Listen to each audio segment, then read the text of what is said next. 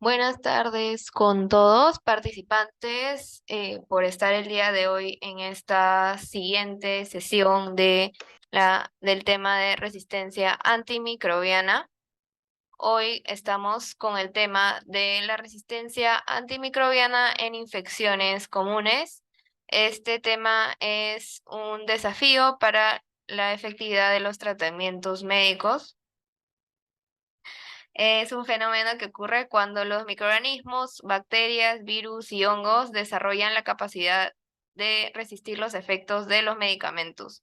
La RAM amenaza la eficacia de los tratamientos tradicionales y es importante darle este uso prudente a los antimicrobianos. El día de hoy estamos junto con la doctora Coralit García Apac. Ella nos acompaña el día de hoy en esta sesión. Es especialista en enfermedades infecciosas y tropicales de la Universidad Peruana Cayetano Heredia. Es magíster de epidemiología clínica de la Universidad Peruana Cayetano Heredia. Cuenta con un PhD en Ciencias Biomédicas de la Universidad Libre de Bruselas, Bélgica. Es médico asistente del Hospital Nacional Cayetano Heredia, profesora asociada de la Universidad Peruana Cayetano Heredia, miembro titular del Instituto de Medicina Tropical Alexander von Humboldt. Le damos la bienvenida y el pase a esta exposición el día de hoy. Bienvenida, doctora. Muchas gracias. Gracias por la cálida presentación. Entonces, hoy vamos a hablar de este tema titulado Resistencia antimicrobiana en infecciones comunes. Para eso yo he hecho una pequeña lista de lo que he considerado infecciones comunes, así un poquito autoritaria, y infecciones comunes que son aquellas que se encuentran en la comunidad. Como ustedes saben, nosotros dividimos, algunos saben que dividimos las infecciones en infecciones adquiridas en la comunidad o infecciones adquiridas en el hospital.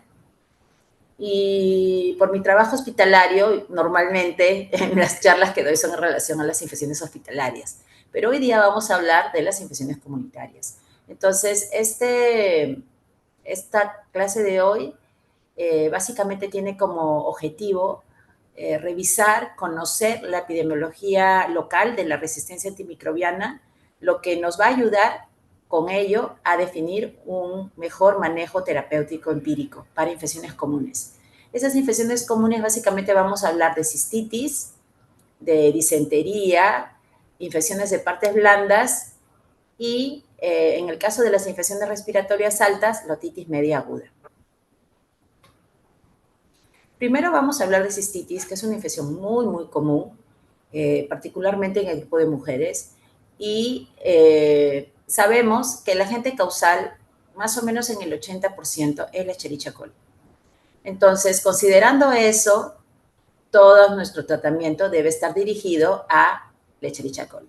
Entonces, para uno elegir un buen tratamiento empírico, cuando uno no sabe en realidad cuál es la susceptibilidad y voy a iniciar un antibiótico, la única herramienta que nos permite escoger un buen antibiótico empírico es saber los resultados de la resistencia antimicrobiana local, ¿no? Porque no podemos seguir guías que se han hecho en países diferentes, no sé, en Estados Unidos, en Canadá, basado en resistencias del Escherichia coli en Estados Unidos o en Canadá. Nosotros tenemos que hacer nuestros propios flujogramas de manejo basado en nuestras propias Escherichia coli.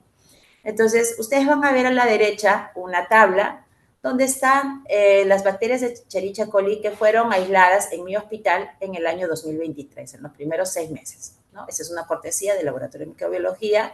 Y van a ver ustedes que se analizaron 1.035 Escherichia coli en la orina. Y esto muestra la susceptibilidad, perdón, no le puse título, muestra la susceptibilidad. Ah, perdón, está ahí en amarillo, la susceptibilidad. Entonces, van a ver ustedes que la susceptibilidad a ceftriaxona quiere decir, es 59%. Quiere decir que más o menos 40% no son susceptibles a ceftriaxona. Si nos vamos a trimetoprim-sulfamethoxazol, 30% son susceptibles. Quiere decir que 70% no lo son. Si vamos a ciprofloxacina, porque estamos hablando de cistitis, estamos hablando de tratamiento por la vía oral, si nos vamos a ciprofloxacina, vamos a encontrar que solo el 40% más o menos son susceptibles, quiere decir que el 60% no son susceptibles. Entonces, cuando yo voy a escoger un antibiótico para inicio de terapia empírica, más o menos, siendo un poco conservador, debemos tener un punto de corte menor al 30%. No quiere decir que si yo sé que ciprofloxacina en esa población, en ese lugar, hay menos de 30% de resistencia, se puede utilizar. Y así con cada antibiótico. Pero si ya es más del 30%, algunos son un poco más estrictos y dicen 20%.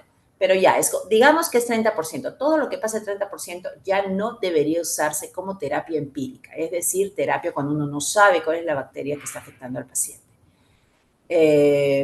Entonces, para una cistitis que hace 30 años se manejaba pues con ampicilina o trimetoprim sulfamethoxazol, ahora ya no podemos manejar esos antibióticos por la vía oral porque la bacteria no responde.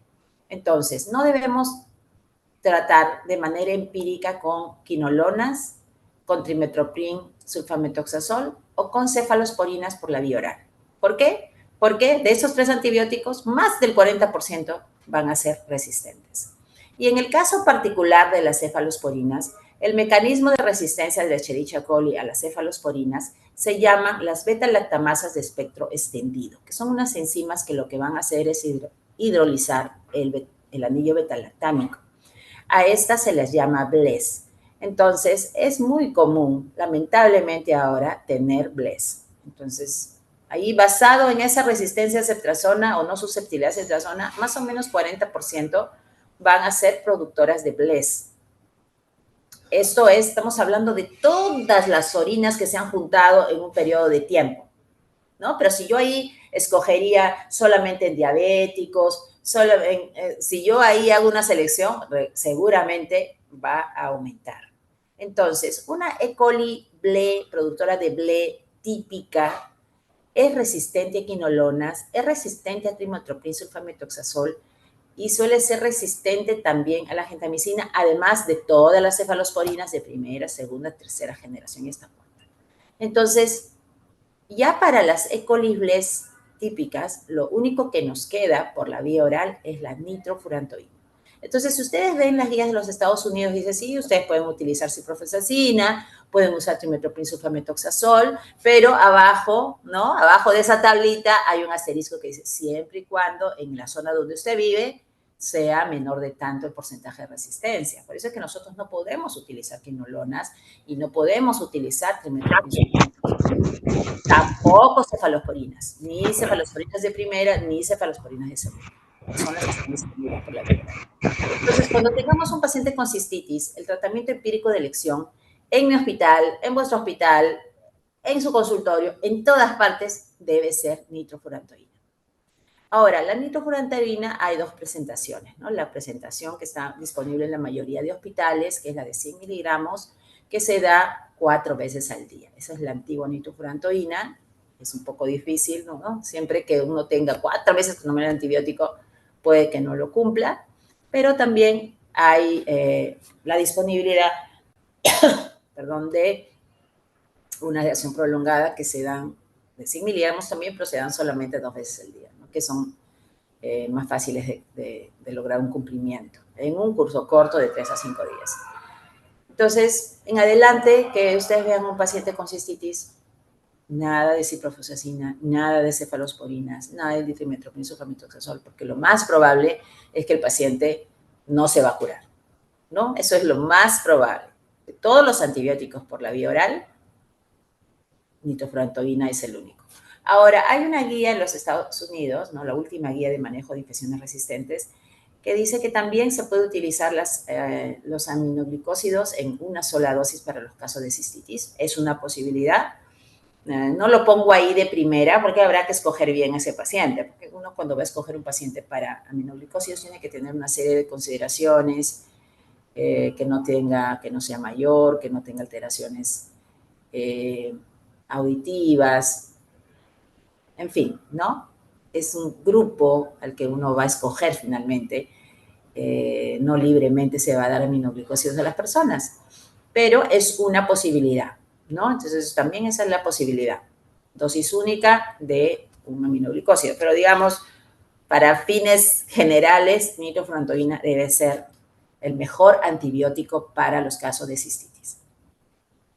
Ahora, no olvidar, ¿no? Yo siempre hablo, me gusta hablar de la bacteriuria asintomática, porque la bacteriuria asintomática significa que la persona va a tener cultivos de orina positivos, pero estos no van a necesitar el uso de antibióticos. Solo se conoce y se está completamente seguro que las personas que se van a beneficiar del tratamiento de una bacteriuria son las gestantes y personas que van a ser sometidos a procedimientos urológicos invasivos, solamente en esas personas. Entonces, no, eso por un lado. Y por otro lado, sabemos bien a quienes no beneficia, a quienes no les hace nada el que se trate la bacteria asintomática, y ahí están las diabéticas, los adultos mayores, portadores de sonda vesical permanente o prequirúrgicos por otra situación que no sea urológica. Entonces, siempre estar atentos de eso, ¿no? Porque lamentablemente todavía hay ciertas rutinas que se hacen en algunos consultorios que incluye un chequeo médico, que ese chequeo médico incluye un examen completo de orina, ¿no? Entonces, eso no es correcto, no es correcto buscar la leucocituria, buscar la bacteriuria con la idea de que si detecto una bacteria, la voy a tratar. Puede ser que, por supuesto, no haga un examen de orina con otros fines, ¿no? Eso no hay ninguna discusión, pero no con la idea de buscar la presencia de una bacteria, ¿no? Entonces, si una persona, un adulto mayor, acude porque está mal de la tiroides, no se tiene que tomar un examen de orina como parte del chequeo. Si un paciente, una señora con diabetes, va al endocrinólogo o va al centro de salud para que le sigan administrando la insulina, no tiene que tener un examen de orina como parte del chequeo. No, eso no está indicado. Y eso está clarísimo, es una guía, lo tienen ahí su referencia.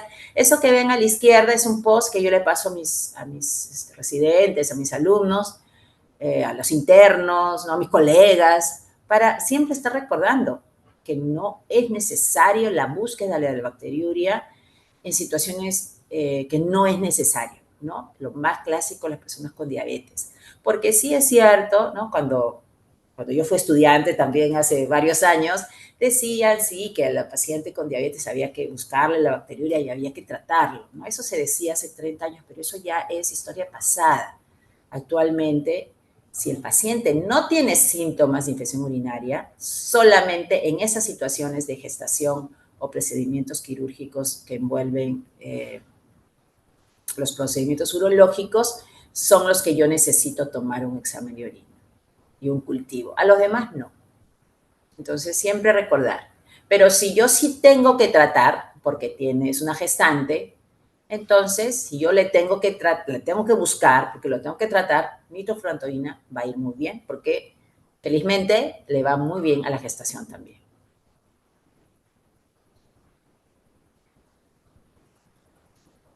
Este también es un post que se lo transmito a los médicos residentes, a los internos, desestimando el uso de otros antibióticos para el manejo de cistitis, ¿no? Ya sabemos que el antibiótico al que la mayoría de las Escherichia coli son susceptibles es la nitrofurantoína, es el único, es más del 95% de susceptibilidad. Entonces, es el mejor antibiótico para el manejo de cistitis y debe ser el tratamiento de primera línea para cistitis o para bacteriuria asintomática cuando lo amerita, ¿no? Que ya hablamos de eso en el slide anterior. Ojo, a veces hay un error en pacientes que están con pielonefritis, ¿no? Entonces, la doctora nos dijo que la Escherichia coli está fenómena, la nitrofurantoína va muy bien con la Escherichia coli, y eso es cierto, pero no puede llegar al parénquima renal, por lo cual si un paciente está con pielonefritis, yo lo quiero pasar a la vía oral porque el paciente le está yendo muy bien, no debo prescribir nitrofurantoína, porque no es para pielonefritis, es solamente para cistitis. Eso es algo sí que se tiene que recordar.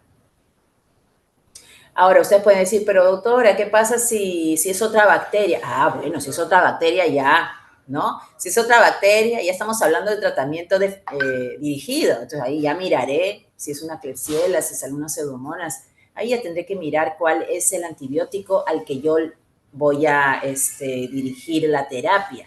En este punto estamos hablando de terapia empírica, ¿no? Y en la terapia empírica lo que tengo que cubrir es E. coli, porque más del 80% de los pacientes van a tener una Escherichia coli en la orina. Muy bien, ahora vamos a pasar al tema de diarrea. En primer lugar, ¿no? Porque siempre hay que hacer buen uso de los antibióticos, recordar que la mayoría de cuadros de diarrea acuosa no se tratan con antibióticos, ¿no? Eso es importantísimo. ¿Cuántos de nosotros hemos tenido diarrea? ¿No? Si nos ponemos a pensar en los últimos 6 meses, ¿cuántas diarreas habremos tenido? ¿Cuánto nos duró? 6 horas, 10 horas, ¿no? Las diarreas acuosas son de duración corta, las personas con un poco de líquidos solucionan el problema de la diarrea, ¿no? Estamos hablando de personas sanas, sin inmunosupresiones, la mayor parte de los cuadros de diarrea se van a manejar con líquidos y con un caldito caliente, pero no se va a manejar con antibióticos. Pero hay un cuadro específico de diarrea que es la que tiene moco y sangre, que es así, pujo y tenesmo, es así, definitivamente va a antibióticos y en esos casos se llama disentería. Entonces, en el caso de la disentería, los agentes más comunes bacterianos son Shigella, Salmonella y Campylobacter. La Shigella es muy conocida con un inóculo muy pequeño, ¿no? Unas cuantas Shigellas ya uno va a tener diarrea, puede haber estas complicaciones, particularmente en niños, el prolazo rectal. La Salmonella es una enfermedad también, es una infección común en niños, también en personas de todas las edades, pero puede dar una enfermedad invasiva en inmunosuprimidos. Entonces, a cualquier persona inmunocompetente, bueno, nos puede dar una diarreíta desde líquida, sin mayor problema, que se va a autolimitar, o eventualmente puede ocurrir también disentería. Pero en pacientes con estados de inmunosupresión, ¿no? Por ejemplo, pacientes con SIDA, pacientes que reciben corticoides, por ejemplo, pacientes con lupus u otras enfermedades reumatológicas de tipo inflamatoria que necesitan el uso de corticoides u otros inmunosupresores, ahí pueden haber cuadros invasivos de salmonelosis que pueden incluir la bacteremia, artritis, etcétera, ¿no? Entonces, la salmonelosis no causa común de diarrea, pero eventualmente puede producir una enfermedad invasiva en inmunosuprimidos. Y en el caso del Campylobacter, es una enfermedad también que produce, es una bacteria que produce disentería, pero que particularmente afecta a los niños pequeñitos. Entonces, en adultos, más o menos el Campylobacter, inmunocompetentes, no debería producir mayor problema. Esta es casi una enfermedad de niños. Pero sí recordar, ¿no? Ahí le puse en negrita síndrome de Guillain-Barré porque el síndrome de Guillain-Barré, los últimos brotes que han habido en el 2023, 2018, 2019, que creo que han sido los últimos 3, 18, 19 y 23 o 22, 23, ha sido asociado al Campylobacter, ¿no? Pero como un compromiso, como una complicación postinfecciosa, ¿no? Muy interesante, pero ese es otro tema. Nada más recordar que ahorita podría ser que este año tengamos otro brote de Campylobacter, ¿no? En los años anteriores siempre he empezado con mayo-junio, así que veremos cómo va este año. Entonces, si estamos hablando de Shigella, Salmonella y Campylobacter, vamos a hacer una breve revisión de los datos locales, porque lo que necesitamos son datos locales. Para Escherichia coli es muy fácil. Uno va a su hospital, va al laboratorio y encuentra los datos del laboratorio, ¿no? Porque es muy fácil. Escherichia coli es lo que más sobra, y si uno agarra la orina es lo que más sobra. En el caso de la Shigella no es tan fácil, ¿no? De repente van a su hospital y habrán habido pues 5 casos, 8 casos en su centro de salud, muy pocos casos. Entonces, para eso yo he buscado un artículo de la doctora Teresa Ochoa, está como autor. Es un poco antiguo, ¿no? Incluye cepas de Shigella, fundamentalmente de niños, de varios sitios de Lima, fueron 71 aislamientos, y vean ustedes que la mayor parte de las Shigellas son de 4 especies, ¿no? Shigella flesneri, boidi, suene y disentería. Pero sin mirar específicamente el tipo de especie y mirando solamente el grupo grande, vemos que más o menos la resistencia a trimetoprim sulfamethoxazol es de 84%, de las tetraciclinas 74%, de la ampicilina 67% y clonafenicol 65%. ¿No? Entonces, tampoco el trimetoprim sulfamethoxazol ya no tiene ningún rol en el manejo de shigellosis, ya que la mayor parte de bacterias van a ser resistentes. Sin embargo, en el caso de Shigella, no se encontró resistencia ni a ciprofloxacina ni a cefalosporinas. Entonces, eso es un buen punto. Si yo quiero cubrir la cetrazona, es posible que con ciprofloxacina estemos haciéndolo bien. En el caso de la salmonela, no tengo datos de infecciones de la comunidad, ¿no? Hay poco escrito sobre salmonela. A veces hay un poquito de salmonela que se encontró en las carnes, salmonela acá, pero un estudio así que nos diga un porcentaje, eso no lo he encontrado. Pero sí les puedo contar de este proyecto que hicimos nosotros en mi hospital, en el que recolectamos de manera prospectiva todos los casos incidentes de salmonelosis, ¿no? En 18 meses. Y en esos 18 meses hubieron 50 casos. Esos 50 casos los pudimos tipificar a través de un método molecular y encontramos que 18 de esos casos, ¿no? O sea que la mayoría de casos había sido producida por una bacteria que se llama Salmonella infantis.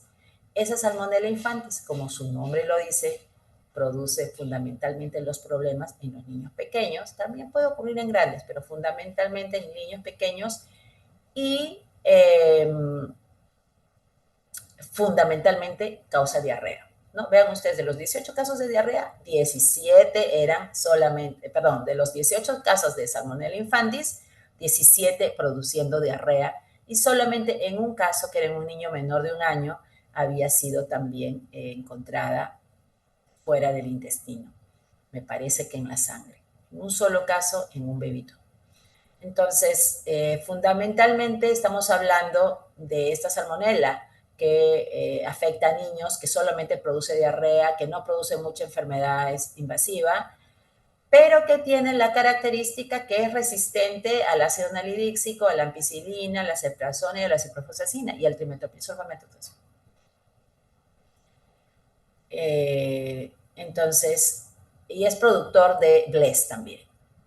Entonces, tenemos esta salmonela que es importante porque es la más frecuente, que fundamentalmente afecta a niños, que fundamentalmente produce diarrea y que no va a responder a antibióticos por la vía oral como trimetoprim sulfamethoxazol o ciprofloxacina, menos ampicilina. Entonces, esa salmonela es la que está rondando. Las otras salmonelas, ¿no? Donde está tifimurio, enteritidis, esas que fueron las más frecuentes, esas en cambio tienen un menor nivel de resistencia a los antimicrobianos, ¿no? Y vean ustedes, de las, vendrían a ser 32 no infantis, la mayoría, vean ustedes que eran susceptibles a los antibióticos, ¿no? Entonces, depende de qué salmonela tengamos para hablar de la resistencia, pero la que ahorita está produciendo mayor problema es la Salmonella infantis. En el caso de Campylobacter, este es un proyecto también un poquito antiguo, pero que examinó un número importantísimo de Campylobacter, más de 4.000 bacterias. De 10 años en 3 lugares diferentes. Y vean ustedes la resistencia a ciprofloxacina. Vamos a hablar del último periodo, 2006-2010, la resistencia en Cusco, 83%, la resistencia en Iquitos, 49%, la resistencia en Lima, 90%. Entonces, estamos hablando que para Campylobacter, la ciprofloxacina no tiene ningún rol. Ahí ya pasa, lo que ven ustedes ahí, la resistencia a citromicina sí es menor, ¿no? 0% en Cusco, 15% en Iquitos, 2% en Lima. Entonces ahí tenemos que solamente en el caso de Campylobacter, mirando esa tabla, uno va a decir, bueno, definitivamente ciprofloxacina no debe ser, y en este caso debería ser acitromicina. Entonces, tratamiento empírico, vamos a decir, de una disentería, ciprofloxacina estaría correcto cuando estoy pensando en Shigella, cuando estoy pensando en Salmonella, que no sea infantis, pero si es en un niño pequeño, en que puede ser la Salmonella infantis o puede ser el Campylobacter, que ya sabemos que no responde a ciprofloxacina, entonces en esos casos tendrá que ser un macrólido, ¿no? Como puede ser acitromicina. Esa sería la alternativa específicamente para este grupo. Ahora, me han contado, creo que en adultos no tendríamos más o menos ninguna duda en que ciprofloxacina debería ser el de elección. Me han contado que mis amigos pediatras a los que he consultado en estos días, me han contado que para los niños que ya toman pastillas no hay problema, pero para los niños más pequeñines que todavía no saben pasar pastillas, no existe una fórmula de ciprofloxacina en jarabe, ¿no? La que existe es algo que no se puede pasar, entonces ahí hay un tema de disponibilidad del fármaco, ¿no? Porque al no haber un jarabe de ciprofloxacina, entonces ahí quedan menos opciones. Pero digamos que para los chicos que ya puedan pasar pastillas o para los adultos, puede ser ciprofloxacina. Y reservar la citromicina para los casos en que estemos pensando de estas bacterias, Salmonella infantis o también se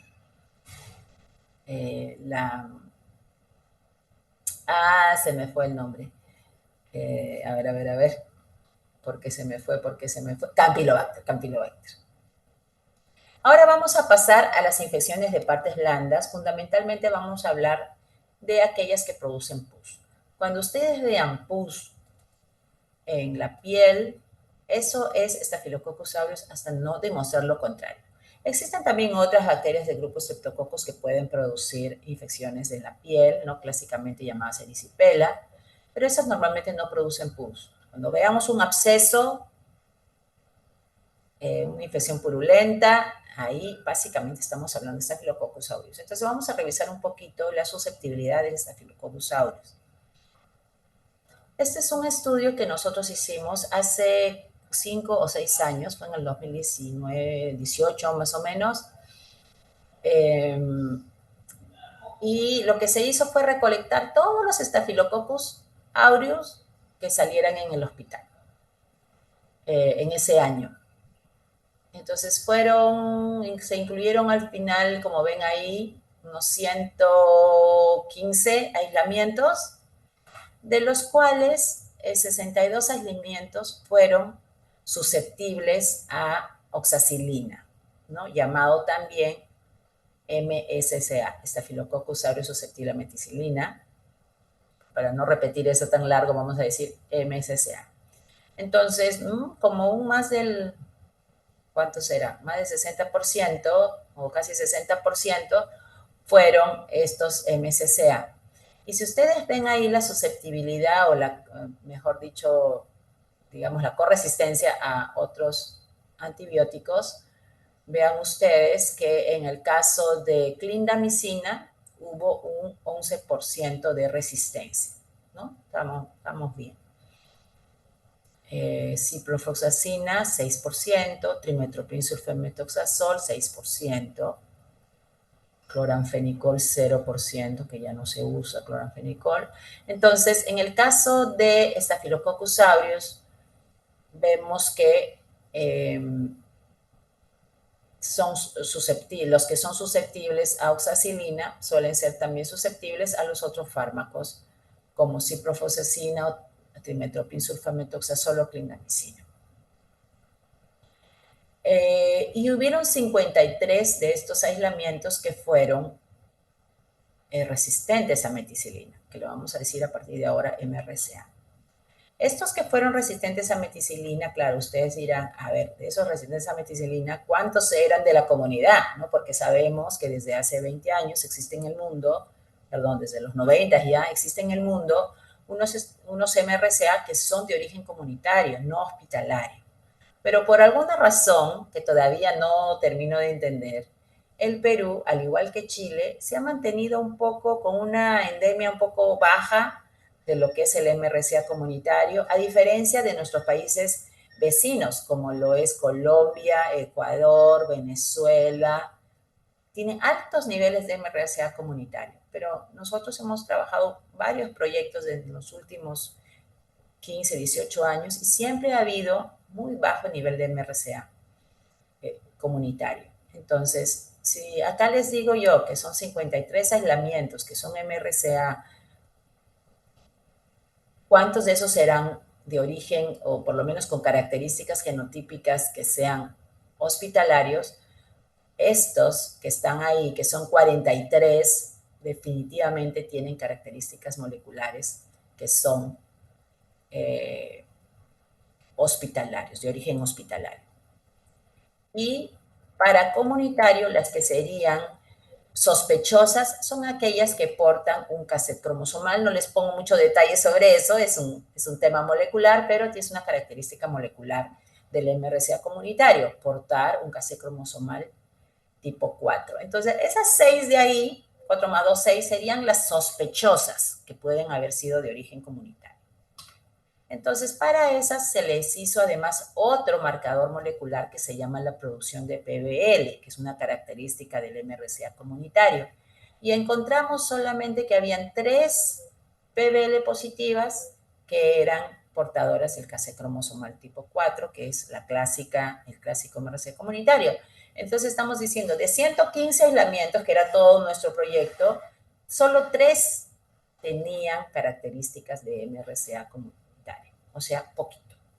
Entonces, ¿para qué les estoy diciendo todo esto? Bueno, para que cuando ustedes tengan una infección de piel y partes blandas, entonces no se preocupen mucho todavía de que eso puede ser una infección por MRSA. No, porque la mayor parte va a ser MSCA, la mayor parte. Por ahí habrá un 2-3%, ¿no? Como nos salió a nosotros 3 punto pico, que podría ser. A eso hay que cultivar, ¿no? Entonces, no perdamos nunca la oportunidad. Si nosotros hemos drenado un absceso, lo tenemos que cultivar. Tratamiento empírico, cobertura para MSCA. Si sale luego que fue MRCA, bueno, haremos el cambio, porque la posibilidad de que salga MRCA es muy baja. Entonces, para el tratamiento empírico de una infección de partes blandas en Lima, en Perú, yo diría muy bien con dicloxacilina, muy bien con una cefalosporina de vía oral de primera generación, debería ir bien. Además del drenaje, porque si uno tiene un absceso se tiene que drenar. La clindamicina no está en las guías internacionales. Nosotros en nuestro hospital lo usamos mucho históricamente para infecciones de partes blandas. Cubre bien el Staphylococcus aureus. La corresistencia es baja, como hemos visto, más o menos 11%. Pues es una posibilidad buena para infección de piel y partes blandas. Hay cobertura además muy buena para los estreptococos. Lo único malo, porque no lo ponen en las guías internacionales, es que la clindamicina da diarrea. Pero la diarrea puede estar asociado a la diarrea por clostridium difficile. Entonces, eso en los países del norte, ¿no? Es un terror la diarrea por clostridium difficile. Por alguna razón, la epidemiología de la diarrea por clostridium difficile en los países del sur es totalmente diferente a los países del norte, así que en la mayoría de guías internacionales ustedes no van a ver a la clindamicina, ¿no? Pero yo creo que hay suficiente evidencia para decir que se puede usar, pero siempre considerando que puede dar ese evento adverso, que es la diarrea. Ya para terminar, vamos a hablar de las infecciones respiratorias altas. Primerito recordar que la mayor parte de infecciones respiratorias altas, rinitis, rinofaringitis, faringoamigdalitis,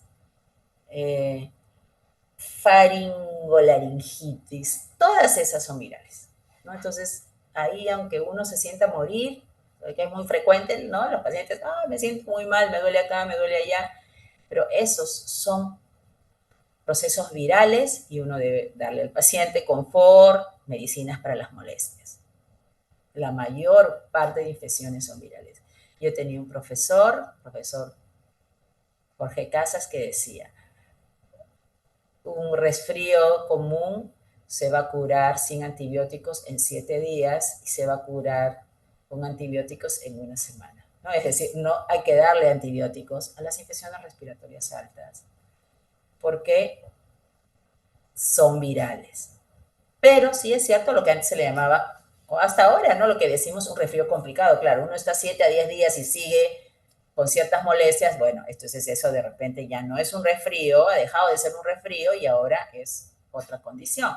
Muy común, sinusitis aguda o otitis media aguda. Entonces acá he querido hablar de otitis. La otitis en niños es causada por estas bacterias, la otitis bacteriana, otitis media aguda. Básicamente estamos hablando de neumococo, Haemophilus influenza y Moraxella catarrhalis. Ahora, he buscado sobre información en adultos y la información de adultos normalmente, o las guías de adultos normalmente están orientadas a los hallazgos microbiológicos de los niños, que es donde más se han hecho ese tipo de estudios para determinar las causas bacterianas. Entonces, se extrapola un poco, ¿no? Que a los adultos también esas deben ser las bacterias que les causan los problemas. Entonces, vamos a revisar un poquito sobre el neumococo y el Haemophilus influenza. Sobre el neumococo, la doctora Teresa Ochoa y su grupo siempre han estado muy activos desde hace bastantes años en el estudio del neumococo.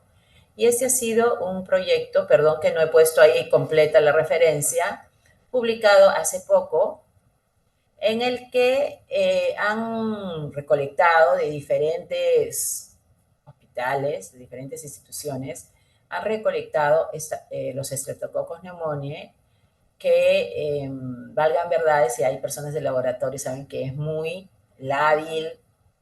Entonces, una cosa es recolectar Escherichia coli y otra cosa es recolectar neumococos. Hay un trabajo ahí con mucho detalle de que la bacteria llegue para poder ser replicada acá en el laboratorio, así que bastante trabajo en recolectar los neumococos.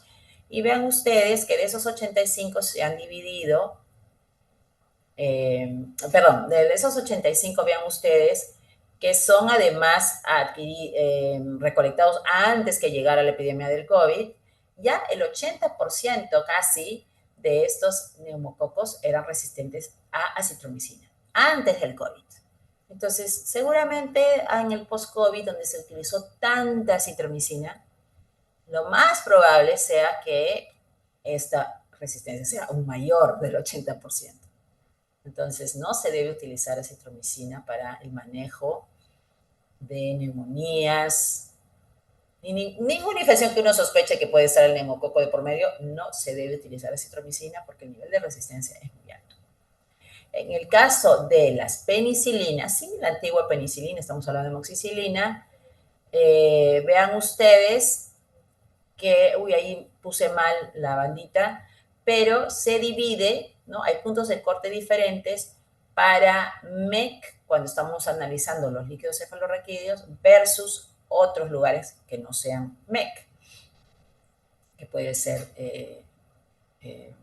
secreciones respiratorias, otras, ¿no? Entonces ahí siempre se divide MEC, no MEC. Y en el caso de no MEC, donde podría estar, por ejemplo, una otitis media, vean ustedes que el nivel de resistencia a la penicilina es del 4%. 81% son susceptibles y 14% son intermedios. Entonces, más o menos estamos hablando de de que la mayor parte de bacterias van a ser no resistentes, ¿no? Porque solamente es un 4% de resistencia. Entonces, en base a eso, sí uno puede aplicar en el Perú las guías internacionales que dicen hay que utilizar amoxicilina para las otitis media. Entonces, por ahí vamos bien. Ahora, en el caso de influenza, miren que no hay, he buscado y no hay estudios de Haemophilus influenza de Perú, ¿no? Más difícil debe ser todavía, es menos frecuente, había que invertir mucho en recolectar estas cepas. Pero encontré este artículo también relativamente nuevo de una red Atlas en que se han recuperado bacterias de diferente naturaleza de países de Latinoamérica donde no está incluido el Perú. Son varios países, pero Perú no está incluido. Pero bueno, es lo que hay. Entonces aquí llegaron a encontrar 429 aislamientos de Haemophilus influenza y vean ustedes que el nivel de susceptibilidad era 81% para la ampicilina, ¿no? En el caso de, en el caso de amoxicilina clavulánico, que está más bajito, subía más todavía a 99%. Y de 55 de esas 429, que es, o sea, 12%, eran productores de unas beta-lactamasas. Entonces, en Latinoamérica parece que estamos un poco bien con el Haemophilus influenza y el nivel de resistencia. Entonces, para la otitis media aguda, ya hemos revisado que esas bacterias tienen un rol.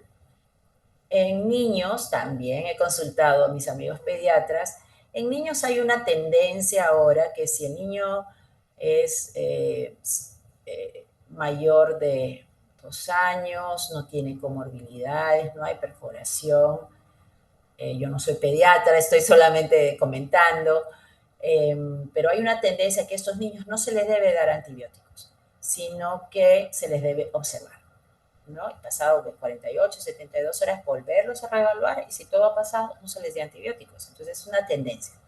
Pero si que no cumple con ninguno de esos criterios, se debe de tratar. O si el paciente no va a poder seguido, como no va a poder ser seguido, como puede ocurrir en muchos lugares de Perú, que no va a poder ser seguido, entonces lo que todo el mundo está de acuerdo, ¿no? Y creo que basado en los datos locales es válido, es utilizar la amoxicilina a dosis altas.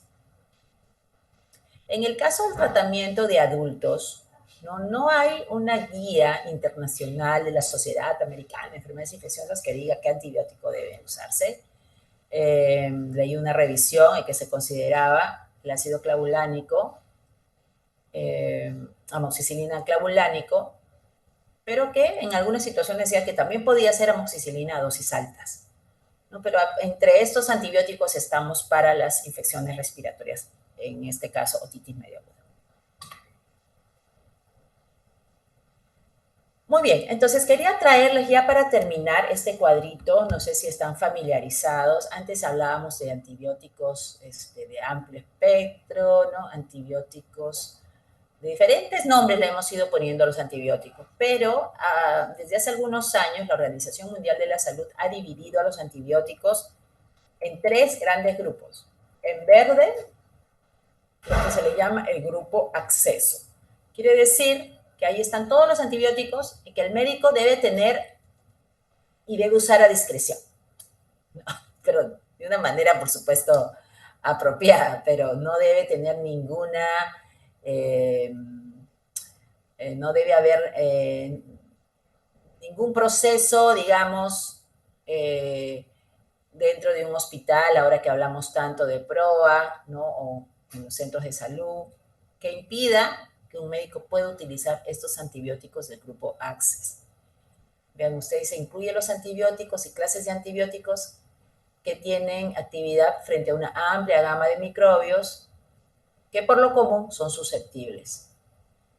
Entonces, esto que acabamos de hablar, de estos antibióticos que acabamos de hablar, amoxicilina, diclofenac, nitrofurantoína, cefalexina, todos estos están en el grupo acceso. Todo centro de salud debería contar con ese antibiótico. La farmacia debería asegurar esos antibióticos, porque el médico debería tener, por eso le han puesto acceso, ¿no? Debería tener libre acceso a la utilización de esos antibióticos. Siempre que tengo, yo siempre digo, siempre que tengo una infección bacteriana, por supuesto. Hay otro grupo que es el grupo precaución, que en inglés le han puesto el grupo watch. En estos ya hay cierto grado, ¿no? Dice, incluye los antibióticos y clases de antibióticos que presentan un potencial más alto de resistencia. En este grupo están las quinolonas y en este grupo están los macrólidos. Entonces, aquí de lo que hemos hablado, sobre todo para el manejo de diarrea, sí son dos antibióticos que pertenecen a este grupo. Sí, porque no nos queda otro.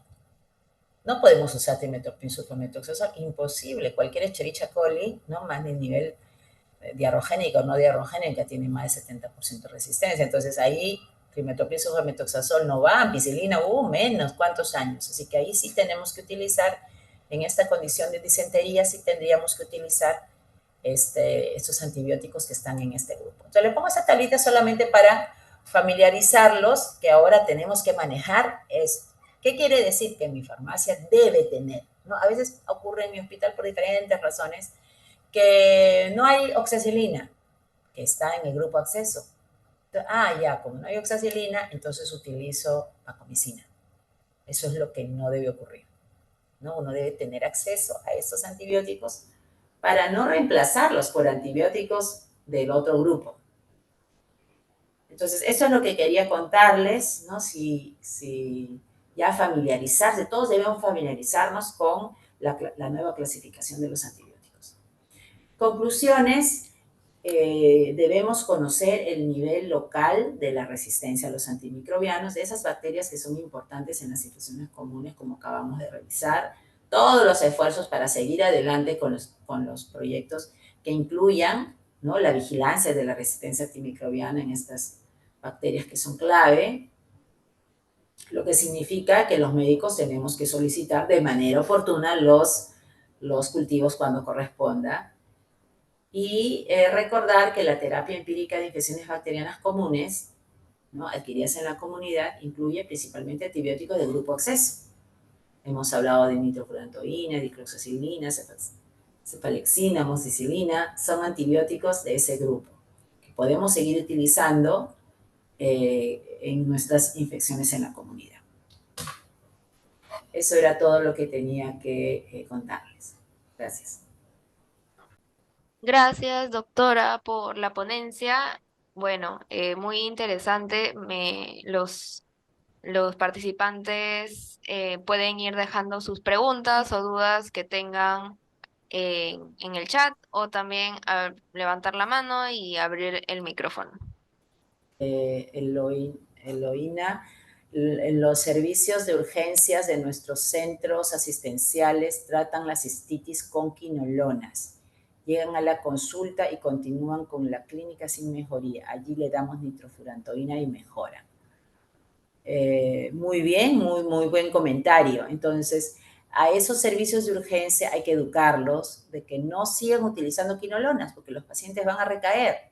Es mejor utilizar nitrofurantoína.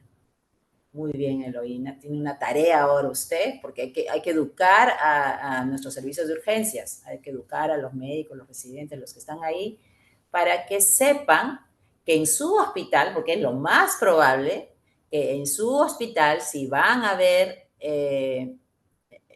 las Escherichia colis de su hospital, más del 50% van a ser resistentes a ciprofloxacina. Entonces, no debe darse ciprofloxacina. Si uno de cada dos se va a curar, no se puede dar ciprofloxacina. Muy bien. Berta pregunta, ¿por qué produce la amoxicilina clavulánico diarrea? Bueno, la diarrea es un evento adverso relativamente común en los antibióticos, particularmente en los antibióticos derivados de la penicilina. Entonces, es un evento adverso. Claro, si uno compara la amoxicilina con la ampicilina daba más diarrea, pero la amoxicilina también. Todas las cefalosporinas también pueden causar diarrea. Entonces, hay muchos antibióticos pueden causar diarrea. La razón exacta no la sé, pero son eventos adversos de la medicación.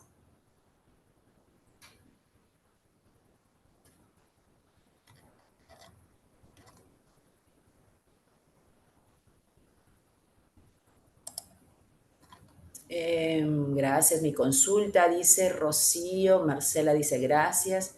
Rocío dice, mi consulta, el tratamiento de elección en pacientes con ictus recurrente, por favor. Rocío, va a ser igual. Si un paciente tiene infecciones urinarias recurrentes y siempre es, digamos, un E. coli ble, ¿no? Ahí dependerá también qué bacteria es, Rocío, por si acasito. Ya ahí si es, aquí, no hemos hablado de ese tema, ¿no? No hemos hablado de ese tema, pero si es una infección recurrente, quiere decir que yo ya sé qué bacteria tiene. Entonces, yo tengo que ir al tratamiento en función de esa bacteria, porque yo les he hablado mucho de Escherichia coli, porque es la que produce la mayor cantidad de infecciones urinarias, pero podría ser una Klebsiella, podría ser un Proteus, podría ser otra bacteria. Entonces, si ya es una infección recurrente, lo más probable es que yo sepa qué bacteria es. Entonces, ya tengo que dar el tratamiento en función de la susceptibilidad de esa bacteria. Eso sería lo que yo recomendaría, porque ya ahí yo debo tener los antibiogramas de esas infecciones. Ahora, yo les he hablado maravillas de la nitrofurantoína con Escherichia coli, pero por ejemplo con Klebsiella normalmente no funciona. Si es una Klebsiella ya tenemos que cambiar de antibiótico porque el nivel de resistencia a la Klebsiella es más del 50%. Entonces acá básicamente estamos hablando de Escherichia coli. En el caso, digamos, que fuera una Klebsiella, ¿no? Una Klebsiella ble, de mala suerte, o sea que es si no fuera ble, lo más probable es que es susceptible a ciprofloxacina. Yo le podría dar ciprofloxacina. No, ojo que no estoy diciendo que no se puede usar ciprofloxacina en una infección urinaria. Sí se puede, pero no empírico, sino como tratamiento ya guiado. Si yo tengo mi antibiograma y dice que tengo una Klebsiella y es susceptible a ciprofloxacina, yo le puedo dar ciprofloxacina. Entonces, en ese caso, tendría que ser un tratamiento guiado. Si es una Klebsiella y es susceptible a ciprofloxacina, bien, ciprofloxacina. Si es una Klebsiella y es susceptible a trimethoprim, bien. Si es resistente a todo eso y solamente susceptible a fosfomicina, será fosfomicina, ¿no? Ahí ya dependerá de lo que diga el antibiograma. ¿Es factible que el médico recete amicacina con ceftriaxona? Me imagino que me estará refiriendo, Berta, a una pielonefritis, ¿no? Ahí ya no estamos hablando de una cistitis, porque la cistitis se maneja, hemos dicho, fundamentalmente por la vía oral. Entonces, Berta ya está abarcando otro temita que es el manejo de una pielonefritis, en que voy a utilizar un tratamiento parenteral. En el caso de pielonefritis, normalmente tengo que decidir o utilizo una cefalosporina o utilizo un aminoglicósido, ¿no? Pero juntar un aminoglicósido con una cefalosporina para pielonefritis no está indicado. Tengo que elegir. Ahora, ciertos factores me pueden orientar a ir a uno o al otro, pero no deberían ser los dos. Teresa, muy bien, me dice que le ha gustado la exposición. Enrique dice, si hay resistencia a nitrofurantoína por una cistitis, ¿cuál es el medicamento de elección? Lo que le acabo de responder a la colega, ya depende de lo que diga el antibiograma, ¿no? Porque ya cuando el antibiograma está de por medio, eso se llama terapia dirigida y tiene que ser en función de eso. Nosotros hemos hablado toda la charla de terapia empírica.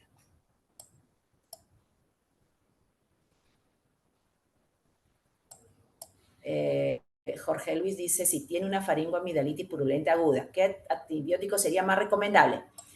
Bueno, en el caso de las faringoamidalitis purulentas, eso, ahí normalmente el neumococo no tiene casi ningún rol, ¿no? Esos son estreptococos. Y los estreptococos suelen ser susceptibles a penicilinas. Entonces ahí uno puede escoger, ¿no? La clásica, ponerle una ampolla de penicilina intramuscular, penicilina mesatínica, o puede ser amoxicilina. Muchas gracias, doctora, por las preguntas, por resolverlas en este tiempo. Bueno, tenemos una pregunta más de Edith Mamani. ¿Existe alguna guía de tratamientos profilácticos que dan los urólogos en caso eh, de postoperadores de próstatas o cistitis crónica? Se les da nitrofuratoína, Ina, una también diario, cipro diario. Esta sería sí, la última pregunta, ya que para finalizar la ya, sesión. muy bien, muy bien. Hay prácticas que son basadas en, son difíciles de sostener, ¿no? Entonces, ¿qué pasa? En el pasado se hablaba mucho de la profilaxis. Pues, por ahí todavía van a ver ustedes, ¿no? Que en algunas situaciones puede darse profilaxis, ya sea poscoital o profilaxis diaria, pero lo cierto es que a medida que han pasado los años, esos antibióticos que se utilizaban para las profilaxis, pues ya no funcionan, ¿no? Por ejemplo, el trimetopril sulfametoxazol, que fue históricamente utilizado para profilaxis de mujeres que estaban teniendo cistitis frecuentemente, ya ahora que más del 80% son resistentes, ya no va, ¿no? Lo mismo con la ciprofloxacina, más del 60% son resistentes. Es más, una persona que ya recibió un curso de antibióticos, ha tenido una o dos infecciones de orina, lo más probable es que sean resistentes a ciprofloxacina. Entonces, no vale la pena como antibiótico profiláctico un antibiótico al que la bacteria es resistente. Eso no tiene mucha lógica. La profilaxis tiene que ser un antibiótico al que la bacteria le es susceptible. Entonces ya sale del juego trimetopril sulfametoxazol, ciprofloxacina, solo nos quedaría nitrofurantoína. Entonces también alegremente se solía dar nitrofurantoína, pero la FDA, ¿no? Que es la DGMI de los Estados Unidos, hizo un warning, ¿no? Ojo, atención, ¿no? Ojo con la fibrosis pulmonar, no se puede dar meses la nitrofurantoína porque tiene eventos adversos. Entonces, ahorita yo diría, el tema de la profilaxis es muy personalizado, ¿no? Depende del paciente, de ciertas características del paciente, depende de la bacteria. Yo alegremente no diría, sí, está bien todos los pacientes que han pasado por esto y aquello que reciban un antibiótico profiláctico, porque en realidad, ¿qué profilaxis estamos hablando? Si solamente queda nitrofurantoína, ¿no?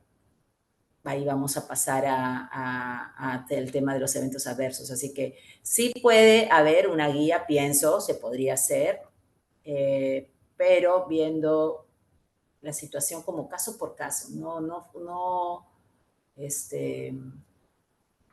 dar tratamientos en masa de nitrofurantoína, porque eso no es correcto, seguir dando ciprofloxacina cuando ya sabemos que es resistente, no le está previniendo nada, porque la idea de dar un antibiótico profiláctico es para prevenir una siguiente infección, ¿no? Esa es la idea. Y nunca estuvo tan claro en realidad cuánto bajaba el porcentaje. Antes que las bacterias eran susceptibles, que ese Escherichia coli era susceptible. Ahora menos aún, que son resistentes.